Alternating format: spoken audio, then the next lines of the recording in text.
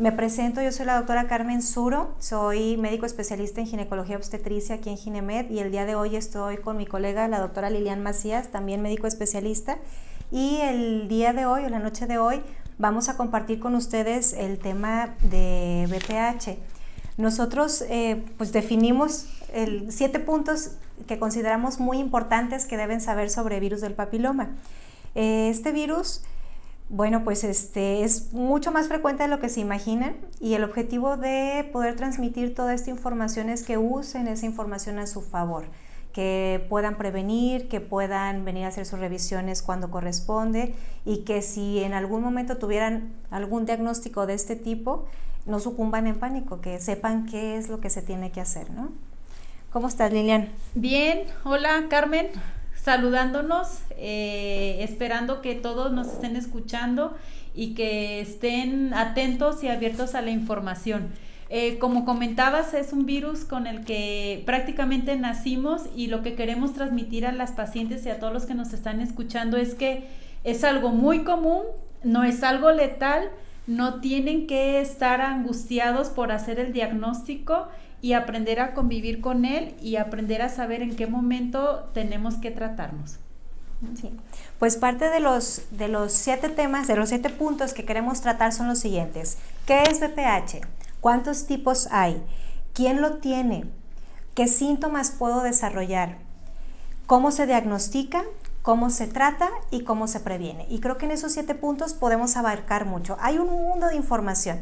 Y bueno, a lo mejor si de repente habrá temas o dudas que ustedes puedan tener que no se estén tocando, estamos totalmente abiertos para contestar sus preguntas en el transcurso pues de este live. ¿De acuerdo? Pues empecemos. Sí. Bueno, pues la pregunta típica es ¿qué es el virus del papiloma humano? Como cualquier otro tipo de virus, es un virus con el que nacemos nosotros. Hay más de 100 tipos.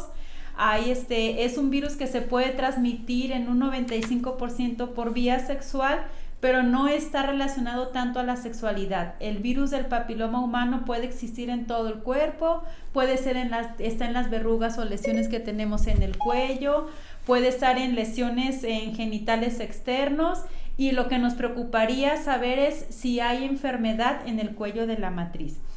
Carmen, ¿cuántas veces las pacientes no te han dicho, doctora, me dijeron que tengo virus, ¿qué tengo que hacer? Y llegan angustiadas y asustadas. En realidad es un virus noble que hay que cuidarlo, que no vaya a desencadenar enfermedad y que si lo tenemos hay que saber en qué momento tratar.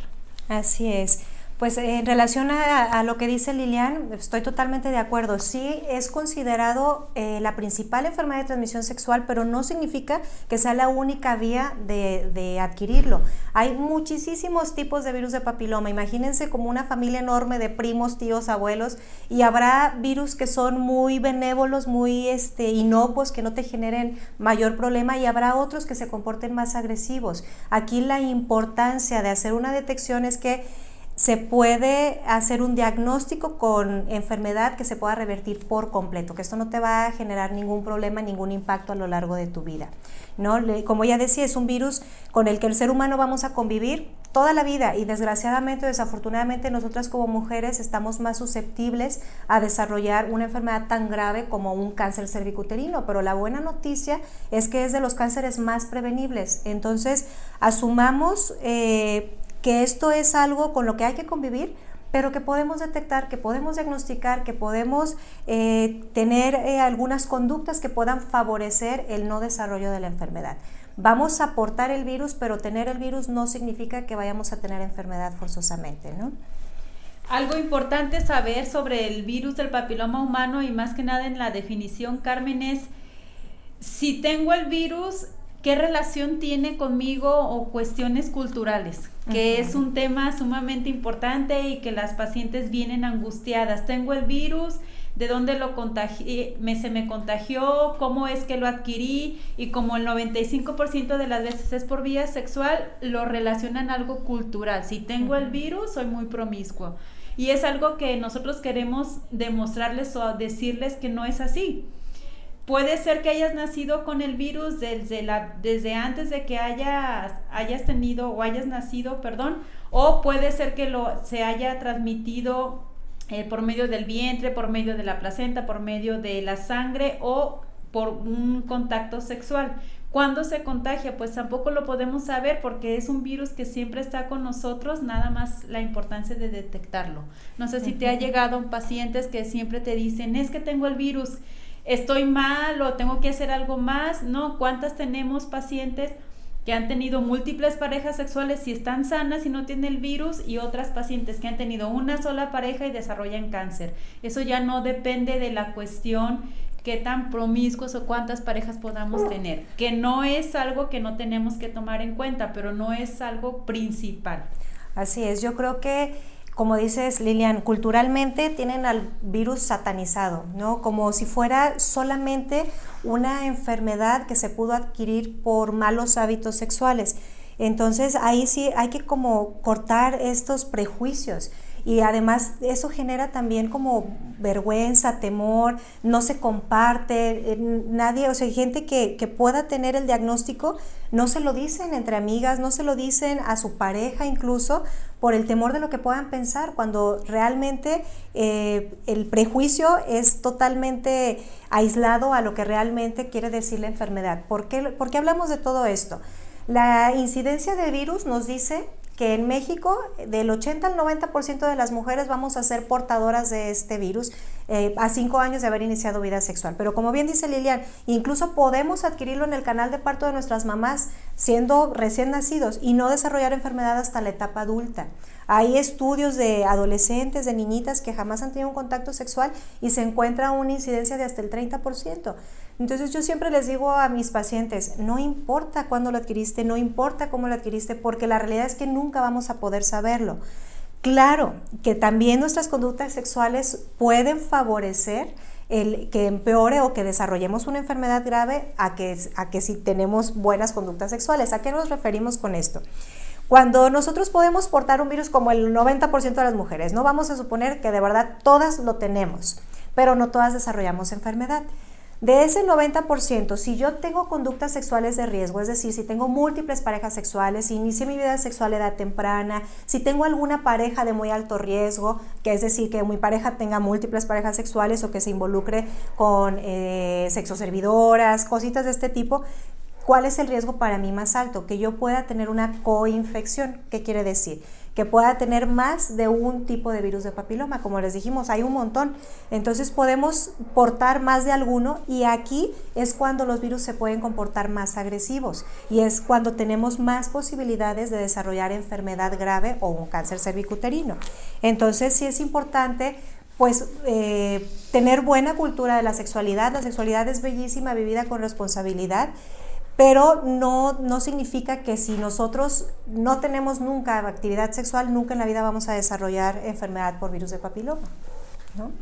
Así es, y también otro punto que comentabas en cuanto a las cuestiones y las prácticas sexuales, hablando ya de pareja, Carmen, que nos dicen las pacientes, es que me voy a divorciar o es que voy a terminar a mi pareja, pero en cualquier momento pudiste haber estado contagiada, y si detectamos la enfermedad, no la infección por el virus, no quiere decir que la pareja en turno es quien te contagió, ¿no? Así es. Algo importante que las pacientes deben de saber es, como es algo que está satanizado, no relacionarlo con la cuestión emocional ni con la relación de pareja. Eso es completamente independiente, y de ahí viene el calmarlas a las pacientes, a las parejas, a los esposos, a los novios, que estén tranquilos, que hay que ver quién está enfermo, porque no es lo mismo estar enfermo que estar infectado. Así ¿De acuerdo? es. Y de aquí viene otra pregunta, Carmen, ¿cuántos tipos de virus existen? Pues hay más de 200 serotipos.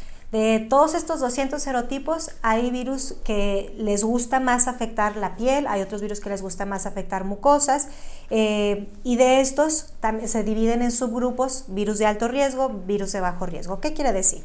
De los que a nosotros nos interesan porque realmente podamos desarrollar una enfermedad importante, son aquellos que les gustan afectar mucosas, porque aquellos son los virus que nos pueden desarrollar displasias cervicales o lesiones precursoras de cáncer cervicuterino o cáncer. De estos, los de bajo riesgo, que también pueden afectar piel o mucosas, son los que desarrollan los condilomas, las verruguitas.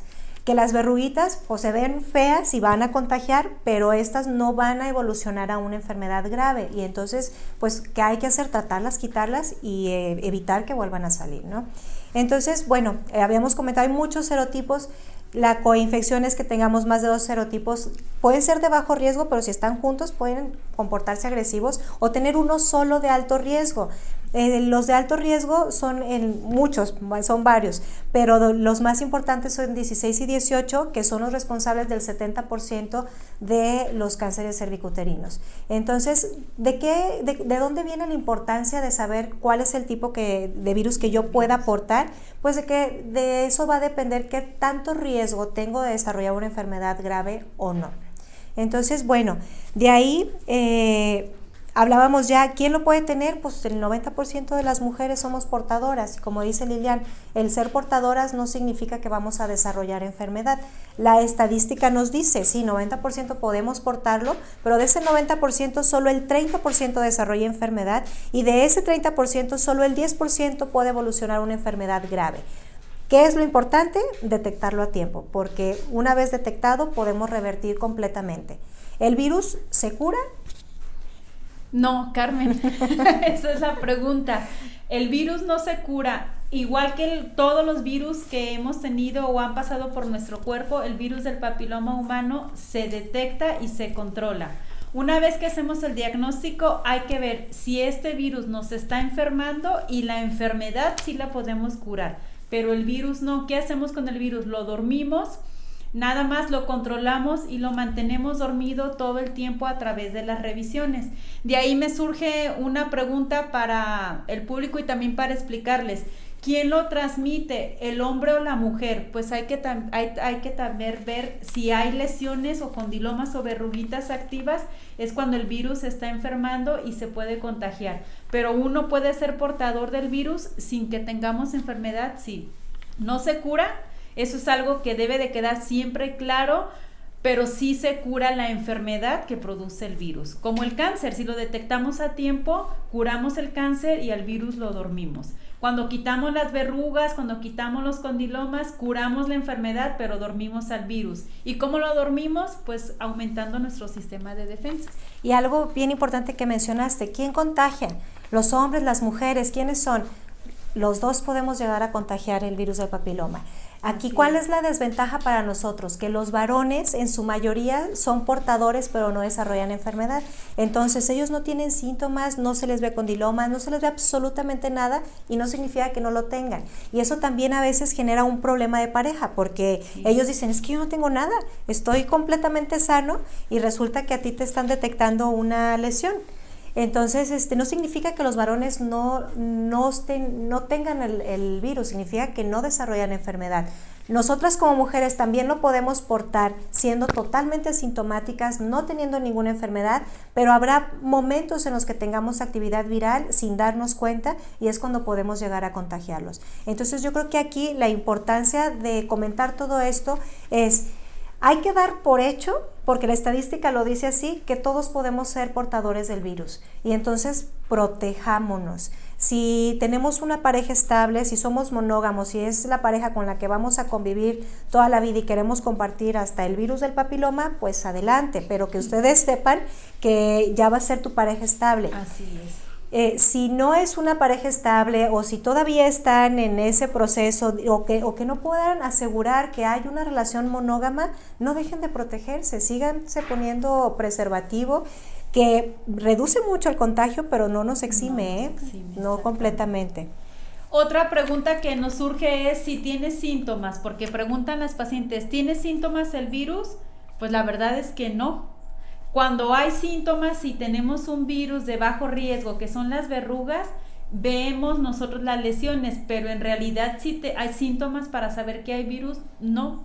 Por eso es tan importante hacernos nuestras revisiones y hacernos nuestros chequeos anuales para poder detectarlo, porque nosotros no vamos a saber si lo tenemos o no. ¿Cuándo nos van a dar síntomas, Carmen? Cuando ya tenemos una enfermedad que ya no podemos curar, un cáncer que ya sea terminal. Pero en realidad decir, tengo virus del papiloma humano y hay un síntoma que me puede decir detectándolo, es imposible. No. son cuestiones bien inespecíficas y que no están totalmente documentadas. Hay quienes pueden decir, de repente tengo escozor habitual y resulta que no tengo ninguna infección por bacteria ni hongo, pero nada está documentado realmente, o sea, son cosas muy inespecíficas. Entonces no hay algo que nosotros podamos decir, no por eso quiere decir que todas las que de repente tengan comezón tienen virus, ¿eh? O sea, no se lo adjunten. A lo que voy es, no hay un síntoma específico, en general es asintomático, no se siente absolutamente nada. ¿Cuándo podemos realmente darnos cuenta si desarrollamos enfermedad en piel? Que serían los condilomas, las verruguitas. Pero las verrugas, como les dije, de todo lo que nos puede condicionar el BPH es las que menos nos preocupan porque las resolvemos, se quitan y se resuelven. Pero las lesiones en el cuello del útero, esas no dan síntomas. Y eso es importante hacer nuestras revisiones de rutina, por eso insistimos tantísimo. Papá Nicolau cada año, check-up ginecológico de rutina cada año, aunque no hayas cambiado de pareja sexual, aunque no hayas tenido factores de riesgo, porque no nos exime, no te quita el riesgo de que si en un año estuviste perfecta, el siguiente año no hayas desarrollado enfermedad. Entonces, si nosotros pudiéramos asegurar que nunca más o no vas a desarrollar enfermedad porque no hay factores de riesgo, pues mandaríamos a todas a su casa y les diríamos, nadie se haga Papá Nicolau hasta que cambies de pareja. Entonces, sí es importante que sepan, porque luego también se angustian porque no saben por qué en algún punto se han desarrollado enfermedad y como tú bien dijiste, luego el pensamiento es, me fueron infiel, me acaban de contagiar, cuando pudimos haber portado el virus muchísimos años antes y hasta ahora desarrolla enfermedad. Así es. Y para hacer el diagnóstico, pues tenemos muchas formas, Carmen. Estabas comentando del Papá Nicolau, pero en realidad pudiera preguntarte, ¿el Papá Nicolau lo puede diagnosticar? Pues no siempre. El Papá Nicolau es un estudio de tamizaje. Lo seguimos haciendo porque es fácil, porque es accesible, porque mucha gente, siendo no especialistas, puede hacerte un Papá Nicolau. Hay incluso enfermeras en los lugares, en las clínicas donde hacen medicina preventiva. Sin embargo, ya tenemos otro montón de estudios que son por mucho más sensibles, que quiere decir que tienen más posibilidades o más facilidad de poder detectar con más precisión. ¿Cuáles estudios, Lilian? ¿Cuáles estudios? El que es específico para el virus del papiloma humano, la PCR. Ese estudio, tomamos una muestra del cuello de la matriz y nos dice en gran cantidad qué tipo de virus es, si es uno de alto o bajo riesgo. Eso no significa que estemos enfermas, es ver qué tipo de virus es y cuánto me tengo que cuidar para no desarrollar cáncer. El Papá Nicolau nos pudiera dar, Carmen, a lo mejor alguna información, pero nos dice más que nada si hay enfermedad. Exacto. Y la colposcopía, que es un estudio que ayuda a confirmar el diagnóstico, es ver imágenes a través de 40 aumentos con un microscopio y ver si el cuello está enfermo por el virus. Pero el diagnóstico certero es la biopsia. Así es, hablando de enfermedad en el cuello del útero. Hablando de enfermedad del cuello del útero. Si tenemos verrugas o lesiones en la piel o en los genitales, vamos a saber que es un virus del papiloma humano de bajo riesgo, pero hay que tomar biopsia. Entonces, haciendo hincapié que los estudios que nos dicen si existe el virus y si hay enfermedad, podemos estar sanas con un virus de alto riesgo, que no haya confusión en eso, porque hay mujeres con virus de alto riesgo sanas, en cambio hay otras que están enfermas y es un virus de bajo riesgo.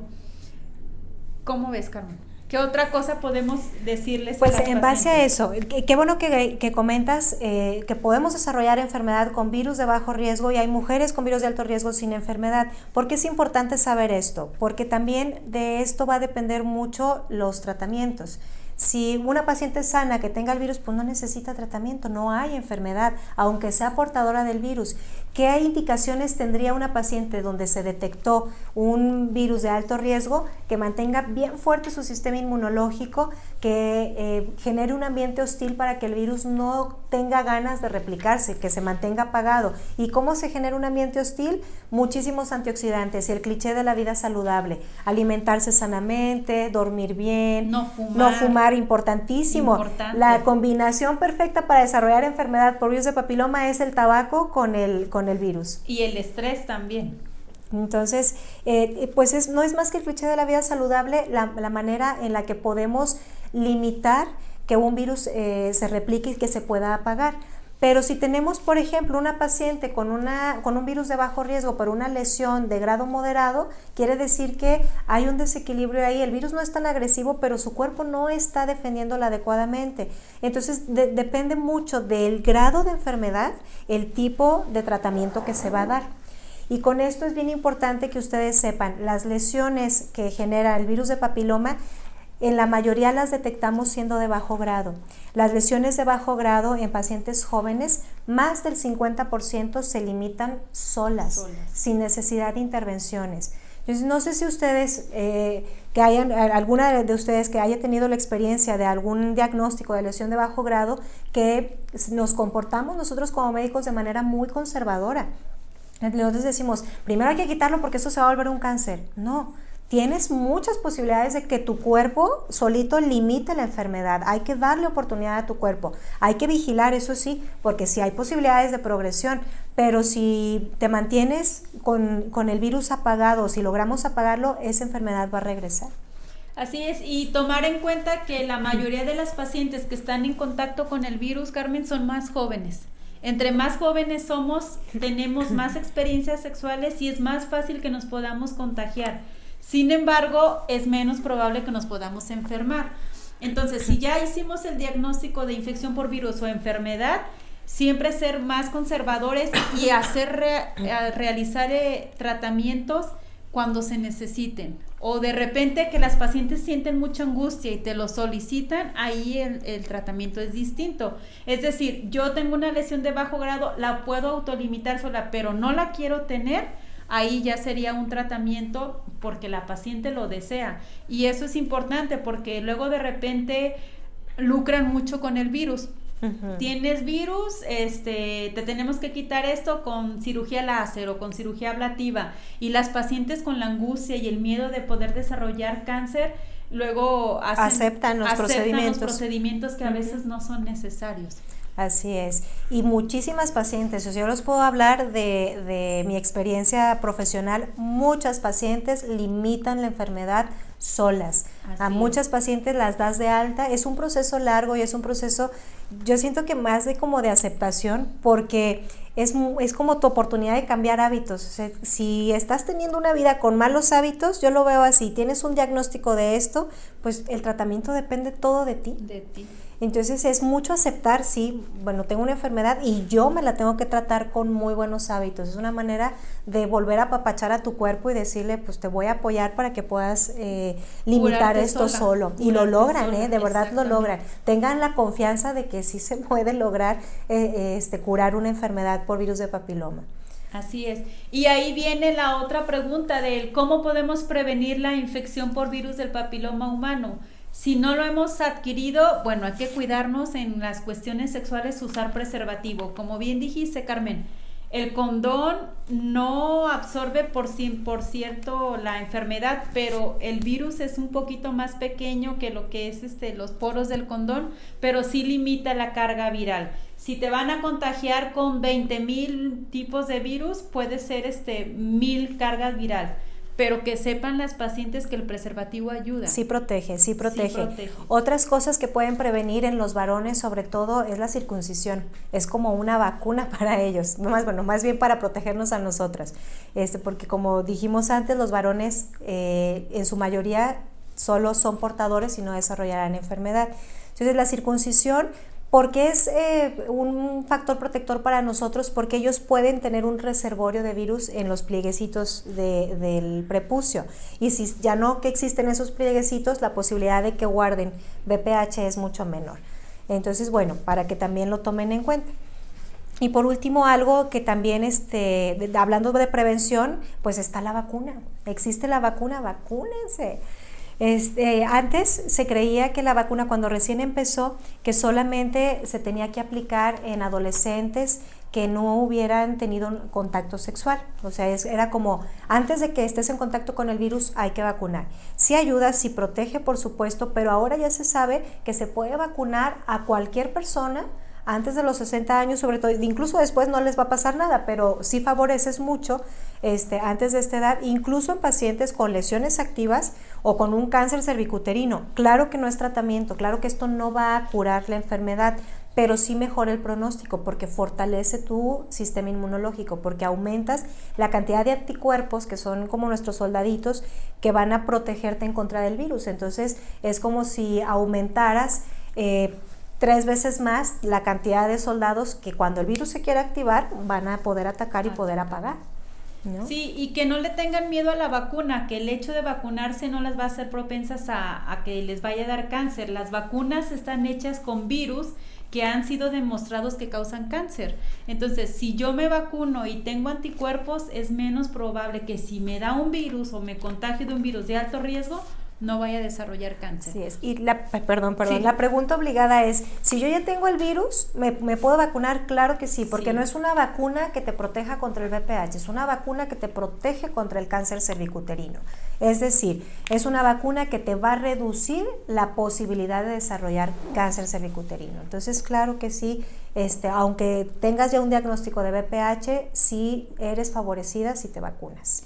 ¿Podemos vacunar a los varones? Claro que podemos vacunar a los varones. ¿Por qué? Porque los varones son portadores del virus, aunque ellos no se enferman de cáncer, pero portan el virus. Entonces, si yo varón o mi hijo varón lo vacuno y si él es portador de un virus de alto riesgo, va a haber menos probabilidades de que mi pareja o mis parejas vayan a tener cáncer. Entonces, ¿un varón se puede vacunar? Sí. Sí.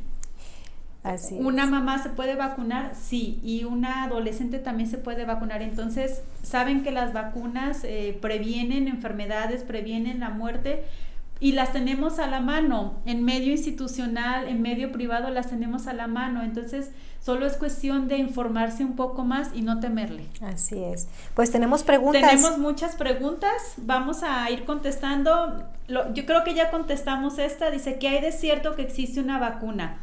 Desde hace muchos años ya existen varias. Ya hay 3 vacunas comercializadas, dos de estas 3, solo 2 comercializadas en México. Cervarix, que es la que utilizan mucho en institución, que te protege para virus 16 y 18, que son los de alto riesgo, que son los que te pueden desarrollar cáncer cervicuterino, y Gardasil la tetravalente, que es de 4 serotipos, te protege para virus 6, 11, 16 y 18, es decir, es una vacuna que te protege para condilomas y para cáncer cervicuterino. Y la nonavalente. En otras partes del mundo está la nonavalente, que seguimos esperando contra 9 tipos de virus de alto riesgo, que no ha llegado, la seguimos esperando. Ya está comercializada en muchos países, pero en México todavía no. Entonces, todavía no. Pues estamos al pendiente. Así es. Preguntan, ¿cuándo es conveniente hacer una PCR? La PCR es el estudio para saber qué tipo de virus hay. Es un estudio también que se hace en las revisiones ginecológicas anuales, en tu check-up. Cuando te haces un Papa Nicolau, puedes hacer una PCR. Si tienes factores de riesgo, que tú llegas a pedirle al consultorio porque hay factores de riesgo, se te puede realizar. ¿Cómo tienes que llegar al consultorio? Solamente no estar en tu periodo menstrual. Se toma en menos de 3 minutos y el resultado es 100% confiable. ¿Por qué? Porque el estudio está incluido y específico para virus del papiloma humano. Agregando algo, la toma de PCR se puede considerar un estudio de tamizaje. ¿Se puedes tú decir, en lugar de hacerme Papa Nicolau, ¿me puedo hacer PCR? Sí puedes. Entre más estudios te hagas relacionados a la detección del virus, más posibilidades hay de detectar si lo tienes o si has desarrollado enfermedad o no. La PCR lo que nos dice es si tengo el virus activo, porque puedo tener una PCR negativa y no significa que no tenga VPH, significa o que no tengo un virus de alto riesgo o que mi virus no estaba activo en el momento de la toma. El que tengamos una PCR positiva nos implica, si nos sale positiva solamente como primer estudio, nos implica hacer estudios más de fondo, que sería lo que sigue una colposcopía, para ver si, aunque tengamos el virus activo, si hemos desarrollado enfermedad o no. Y como antes dijo Lilian, podemos tener el virus activo sin enfermedad. Y el objetivo es mantenerlo apagado, porque de eso depende que no contagiemos y que no desarrollemos enfermedad. Así es, hay una pregunta muy interesante, Carmen, dice, ¿cuándo dejas de contagiar? ¿O siempre contagias o la lesión debe ser activa? Una cosa es que estemos enfermos, otro que nuestro virus esté activo y otra que estemos nada más con la infección.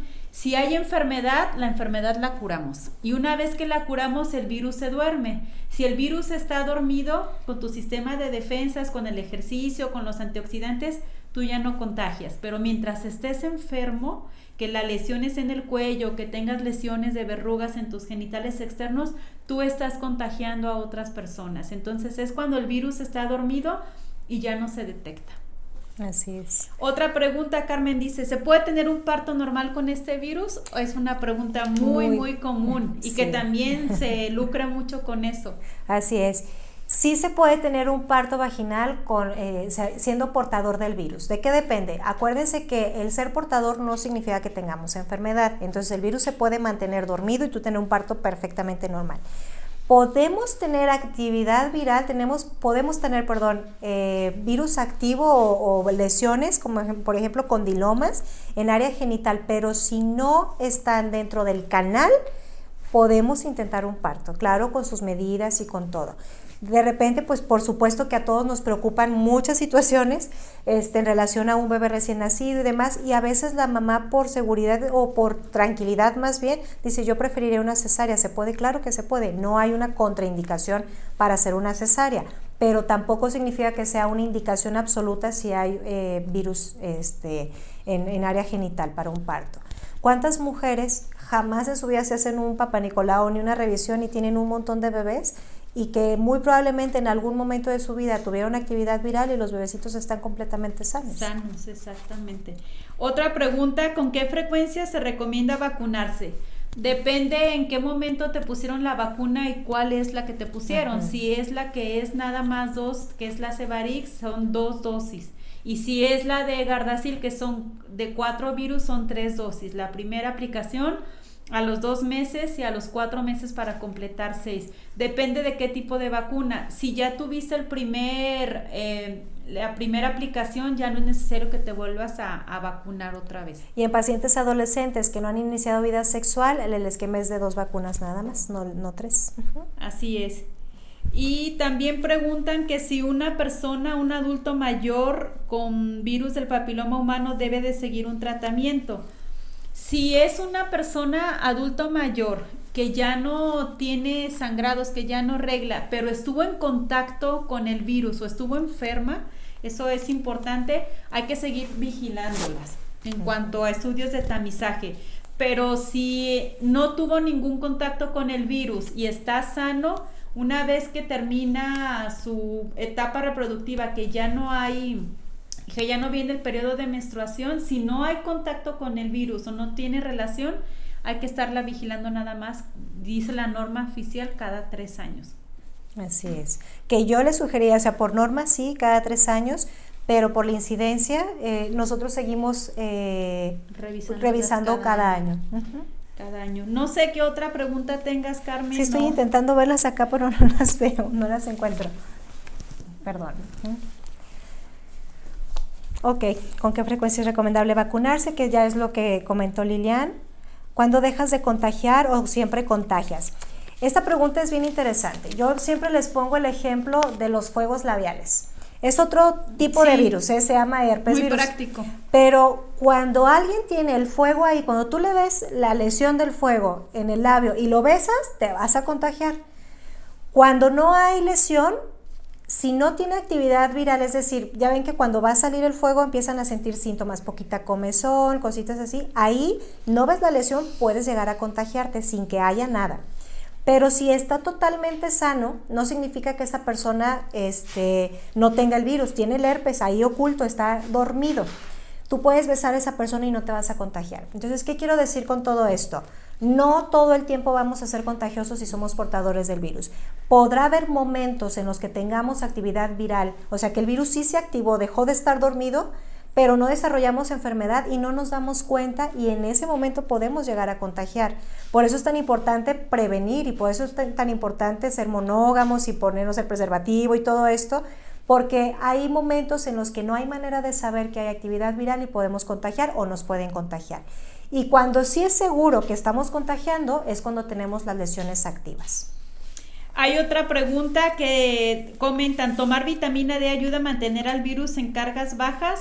En realidad sí, y es que tu sistema inmunitario esté muy activo, tanto como vitamina D, como ácido fólico, como vitamina algún suplemento, A, vitamina A, E, que la alimentación te lo va a dar en gran medida, sobre todo frutos rojos y que sean antioxidantes, pero en realidad es decir una vitamina específica, tienes que suplementarte, tienes que hacer ejercicio y por favor deja de fumar. O sea, deja de fumar, te va a quitar menos dinero, te va a quitar menos riesgo y aparte te va a ayudar a que el virus, si lo tienes, no detecte o no nos dé enfermedad. Pero en realidad alguna vitamina específica no, pero sí hay que suplementarse. Multivitamínicos. Nosotros hablamos mucho de que al virus le gusta la oxidación del cuerpo, por eso el tabaco, por eso el fumar oxida el cuerpo en el instante en que le das la fumada. Pero hay muchas cosas que oxidan el cuerpo, el estrés de cualquier tipo, el no dormir bien, el tener una alimentación súper inadecuada con alimentos de comida chatarra, todo eso oxida y eso es lo que le gusta al virus para poderse activar. Entonces, ¿qué tenemos que hacer? Todo lo contrario, meterle todos los antioxidantes posibles. Hay vitaminas que tienen antioxidantes, que es todas las que comentó Liliana ahora, alimentos que tienen antioxidantes, hay suplementos, ahorita hay un montón de medicina natural, que si cúrcuma, ginseng, té verde, muchísimas cosas que está realmente documentado, que es un antioxidante. No son tratamientos, no es un medicamento como tal, pero te ayuda a mantener tu sistema inmunológico fuerte. Yo siempre les digo, si de 10 hábitos que tenemos que cambiar, tú logras 7, porque bueno, a veces es difícil, pero si logras 7 ya le estás dando una ayudadota a tu cuerpo. Y pues no es más que el cliché de la vida saludable, y no nada más para BPH, no nada más para cáncer cervicuterino, para todas las enfermedades que se puedan llegar a desarrollar en lo largo de tu vida. Si tú tienes unos muy buenos hábitos de alimentación, de ejercicio, de sueño y demás, pues la posibilidad de que tú desarrolles enfermedades en general vas reduciendo. Sí, y también preguntan las pacientes, doctora, ¿cómo voy a reducir mi estrés? Si no puedes reducir el estrés, ayúdate con otros hábitos, ¿no? Okay. Que dicen, ¿qué tomo? Que la medicina tradicional o naturista, yo les digo, si tú crees y confías y te puedes poner de cabeza y eso te ayuda a sentirte mejor para que tu estado de defensa se aumente, hazlo. Está perfecto, claro. Está perfecto. Meditación, ejercicio, yoga, o sea, hay muchísimas herramientas ahora en día que te pueden ayudar a mejorar el estrés y es súper difícil entre nosotras mismas, a veces también estamos con niveles de estrés muy altos y no significa que tengamos que vivir así toda la vida, o que tengamos que estar todo el tiempo pensando cómo me tengo que quitar el estrés, sino que incluir en nuestros hábitos algo que nos equilibre un poquito esa parte. Preguntan, ¿a partir de qué edad se puede aplicar la vacuna? Bien, se puede aplicar en adolescentes. Lo ideal es que sea después de los 8 años. En los niños o en los adolescentes, pues la edad predispuesta es a los 12 años, pero puede ser después de los 8. Y a partir de los 12 hasta antes de los 60 años, se puede hacer sin problemas. Pues no sé, que tengas algún otro comentario, alguna otra pregunta que tengan. La verdad es que es un tema muy amplio para platicar horas y horas y horas. Lo que queremos que quede como muy muy claro, que sepan qué es, que sepan lo que nos puede, lo que conlleva y lo más importante, que no es algo grave, es algo común, no es algo grave y que vivimos con el virus. Así todos es. Todos los días vivimos con el virus. Cada que viene una paciente a consulta, viene temerosa y pregunta si es común. De 20 consultas que vemos, 16 tenemos virus. Y de esas muy pocas se enferman. Entonces, si realmente tienes dudas y quieres saber si tienes o no el virus, ven a revisarte. No busques en internet, no googlees, no le preguntes a tu amiga, mejor infórmate con los que estamos familiarizados y somos expertos en el tema y ya te podemos dar la información para que tú puedas buscarla, pero de una manera más certera. Así es, no sucumban en pánico. Mira, una de las preguntas, ¿cuántas veces se puede realizar un láser en una lesión? Es muy buena pregunta porque no es como, después de tantos láseres ya no se puede hacer más. Aquí la pregunta inicial sería, ¿Cuándo es necesario hacer un láser en una lesión? Acuérdense que las lesiones de bajo grado tenemos muchas posibilidades de limitarlas sin necesidad de hacer intervenciones. ¿Se pueden hacer repetidamente láser? Sí se puede hacer, pero si está regresando el virus hay que ver en dónde está la falla. Si es tu sistema inmunológico lo que no está trabajando adecuadamente o si estás teniendo un virus de alto riesgo, y entonces buscar otras herramientas que te puedan prevenir para poder limitar el virus y no estar haciendo intervención tras intervención, sino buscar la manera de apagar el virus de manera constante, ¿no? Así es, dice, ¿deja secuelas graves o se pierde sensibilidad? Yo creo que están hablando del láser. ¿Del láser? Pues no que deje secuelas, pero el realizar varios procedimientos en el cuello de la matriz nos hace más propensos a que si logramos tener un embarazo, que podamos tener algún problema. En realidad, el hacer procedimiento láser o hacer un procedimiento ablativo nos va a dar curación de la enfermedad. Pero si lo seguimos haciendo de manera intermitente, entonces ya no es el tratamiento adecuado. Hay que buscar otras alternativas. Y tomar en cuenta es si se hizo el procedimiento láser, si realmente fue necesario. Porque a veces no es necesario, no era necesario. Y lo hacen en una lesión de bajo grado que se pudo haber curado sola, ¿no? Y muchas veces el proceso de cicatrización del cuello se ve feo, Después de un procedimiento tú vuelves a hacer la colposcopía en 6 meses y ven el cuello muy irritado y se pone el ácido acético y pareciera a través de una colposcopía que pudiera haber todavía como enfermedad residual, cuando realmente estamos todavía en un proceso de cicatrización, y a veces en ese proceso de cicatrización les vuelven a hacer otro láser tras otro láser.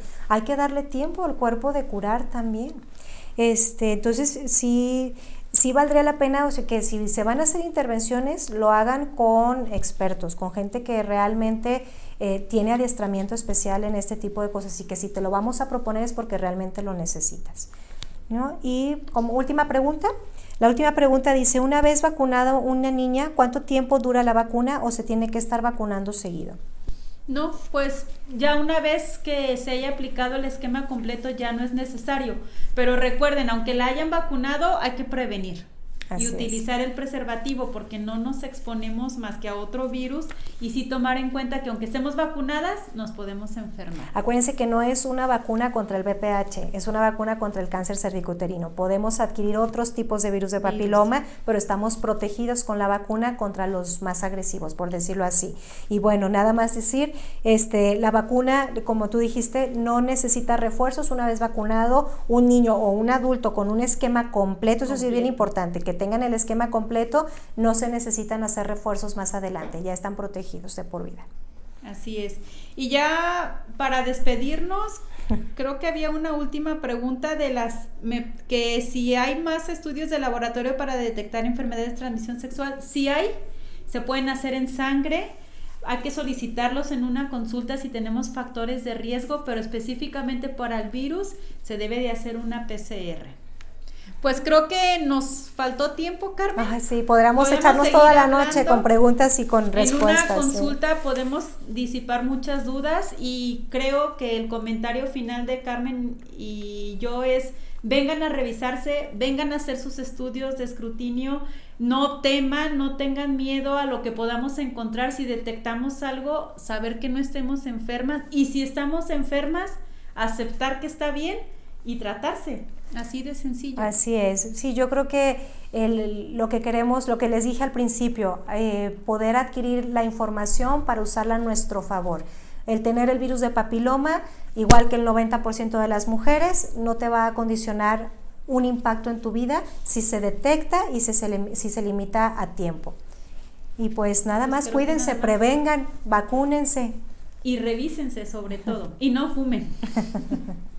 Gracias, pues nos vemos en la próxima sesión, y cualquier cosa estamos pues encantadas de recibir las preguntas y poderlas contestar, y pues que vengan a revisarse. Aquí estamos para servirles.